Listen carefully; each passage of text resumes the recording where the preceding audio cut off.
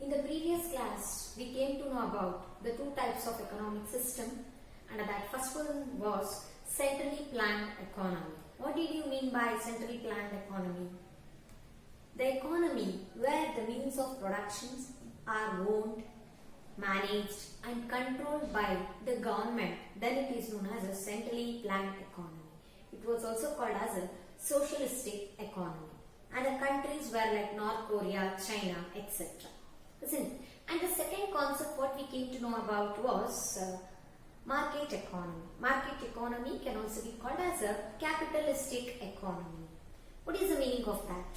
Here the means of production are owned, managed and controlled by the private sector only. Okay? And the examples you can take like USA, UK, Australia, Japan, etc. So today let's have the continuation of that type of economic system. That is a third type, that is mixed economy.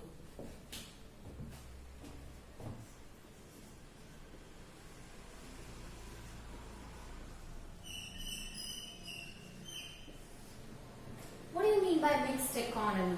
The word itself says mix means what? Combination. There is some combination.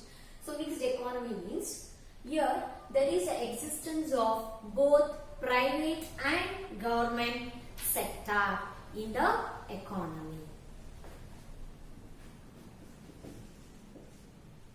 So we can take a meaning for this as the economy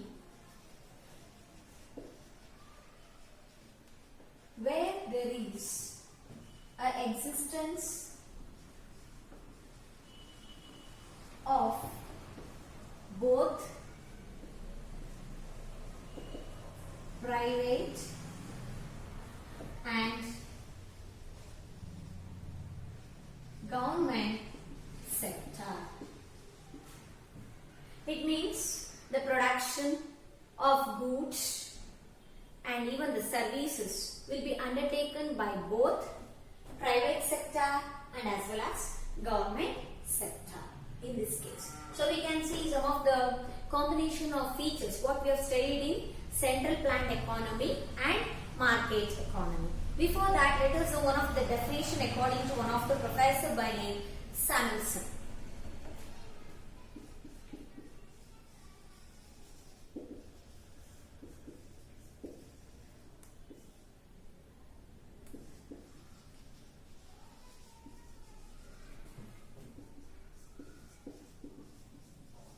He says mixed economy is the economy where both private and government sector cooperates.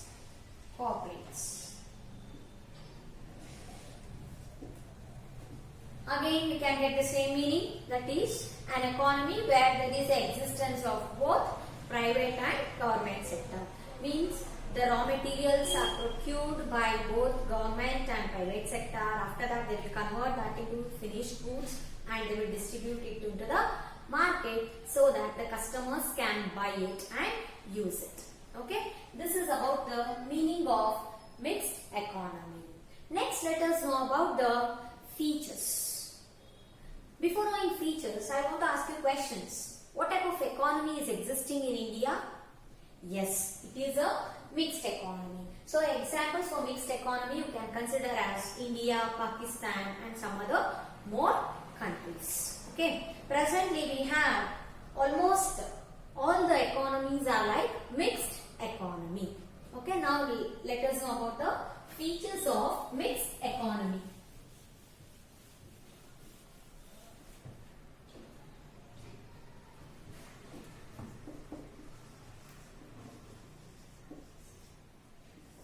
From the meaning itself, we came to know that existence of both private and government. So we can say that the resources are owned by both private and government sector. So that is the first feature here.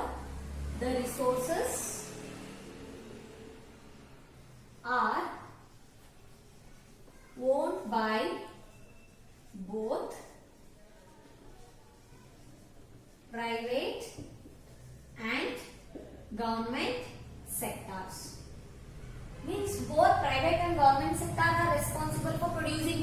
market. So both has to have some resource. They will procure the resource, then they will convert that into goods or service.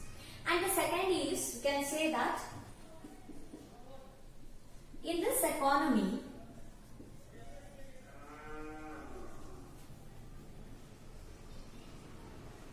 some of the areas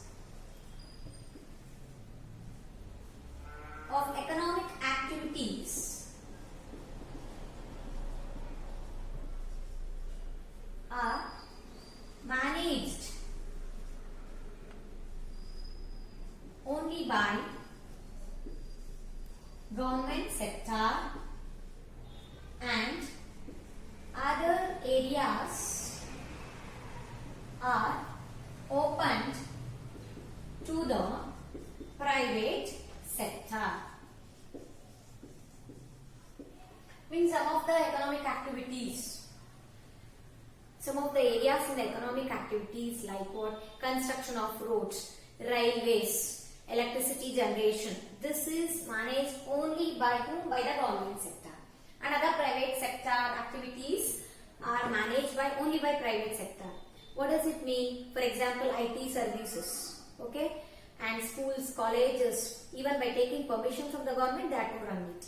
Okay, so we can say that some areas are restricted only for government and other areas are being open for private sector. And the next one is, here we can say that mixed economy is operated through price mechanism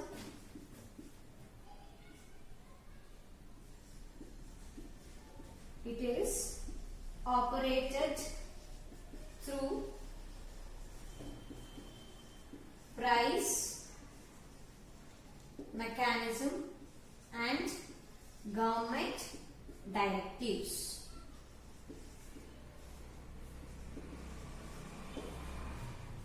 It means after producing a product, the private sector will make a proper pricing for the goods, and along with that they have to follow the strict government rules and regulations. So proper pricing mechanism is also used under the guidelines of government. Okay. Then the third one is, in this mixed economy, government adopts the measures to reduce inequalities of income and wealth. Government adopts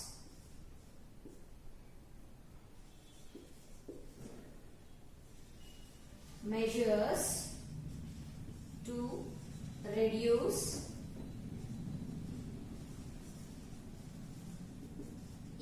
inequalities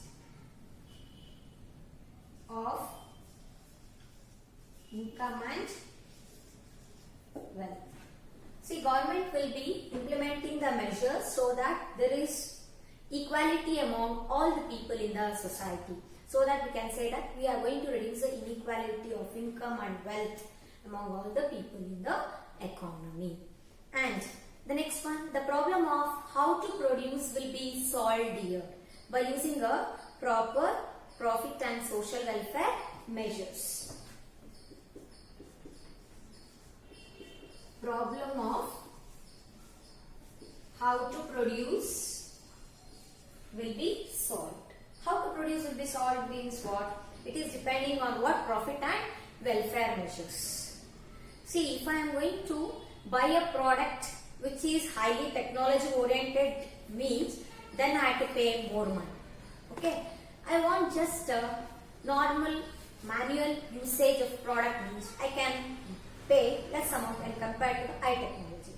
For example, mobile if you take. If you are using a keypad mobile, around for rupees 1,000 you can buy it, isn't it? If you want more applications and if you want to touch screen mobile with more applications and all means, you have to pay more. Because it is more technology oriented, high technology oriented it is. Okay. Then the problem of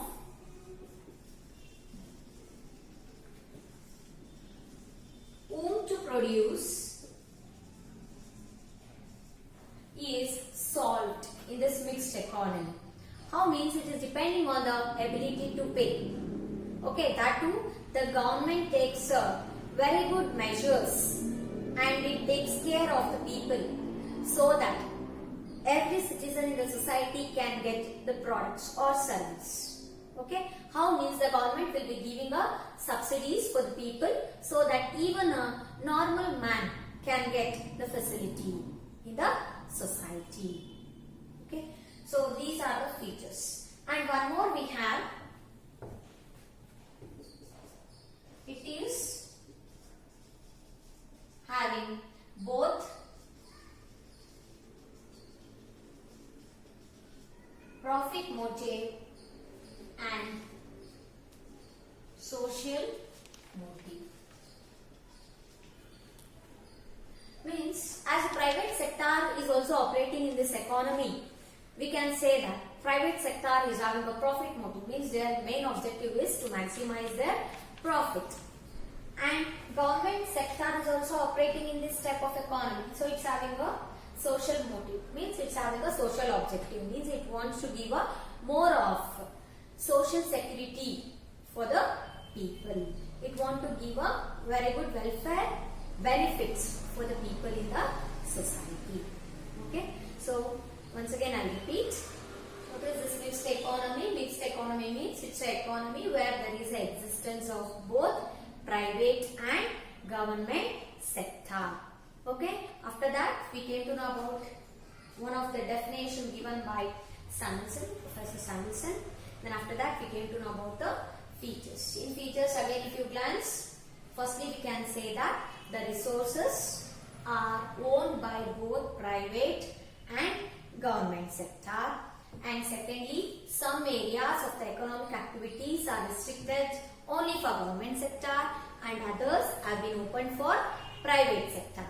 And thirdly, we have the point like it is operated through price mechanism and government directives. It means what? The private sector will set a price for a product or a service by following the rules and regulations given by the government.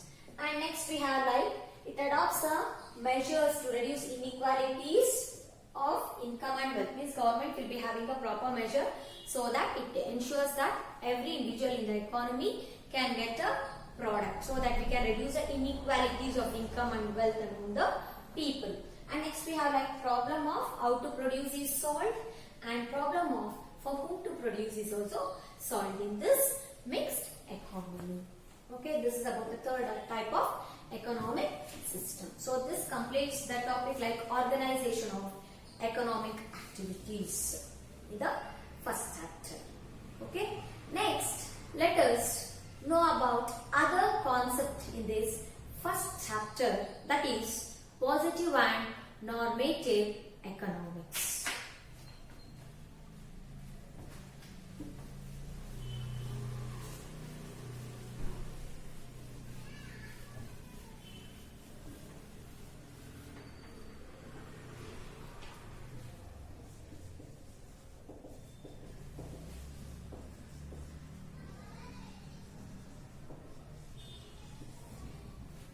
Firstly, let us know about positive economics in detail. What do you mean by positive economics? Positive economics is the economics which is concerned with what is and how the economic problems are actually solved. Means it tells about the facts and cause and effects, what is happening in the society. So first let us write the meaning here. Positive economics means it is concerned with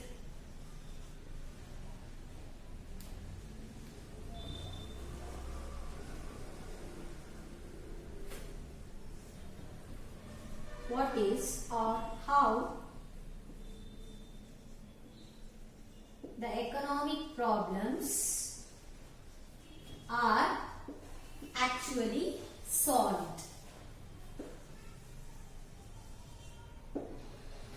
It is concerned with what is the economic problem and how it is actually solved. About that we are going to understand in the positive economics. And we can say that it also deals with What 2? It also deals with the economic functions, economic activities or economic problems like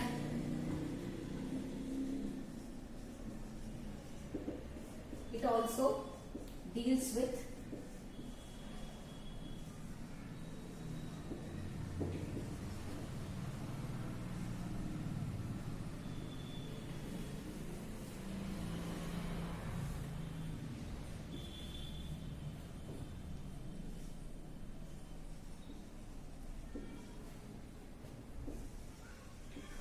economic functions like what to produce,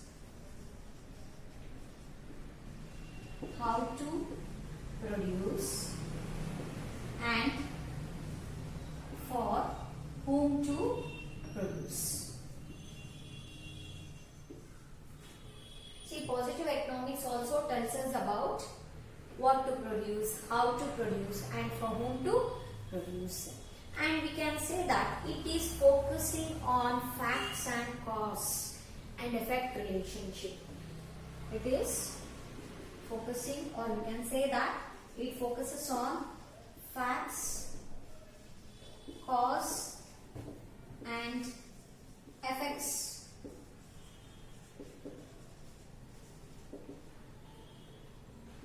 relationships. Means it tells about the truth, what is there, and it tells what is the cause of that event and what is the impact or what is the effect of that on the economy.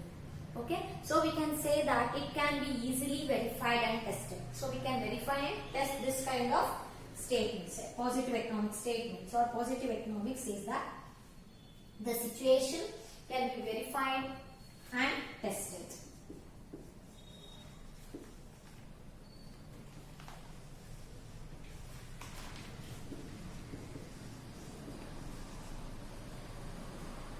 And one more thing here we have to know is like the analysis of every issue in the economy is having a positive perspective without making any kind of personal judgment. So it is having a positive perspective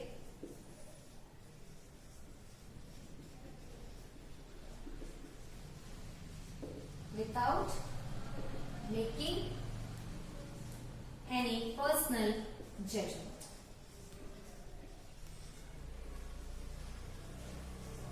Means as I said that it is depending on the facts, cause and effect relationship. We are not able to make any kind of personal judgment. I am going to just study what is there, that's it. Okay, so that's why we can say that it is having a positive perspective without making any kind of personal judgment. So finally we can say that it can be verified and tested. So now let us know some of the positive economics examples or positive economic statements to understand this meaning still in a better way. For example, if you take the law of demand, what does that law of demand says? Other factors remaining constant, when the price of the goods are increasing, then the demand for the goods will decrease. And when the price of the goods are decreasing, the demand of the goods may increase. Okay, so this is one example. And another one is income of all the countries are not equal. This is also true. Got it? So like this we have so many positive economic statements. So this is about positive economics. And one more thing we can say that it is having the empirical evidence. What do you mean by empirical evidence?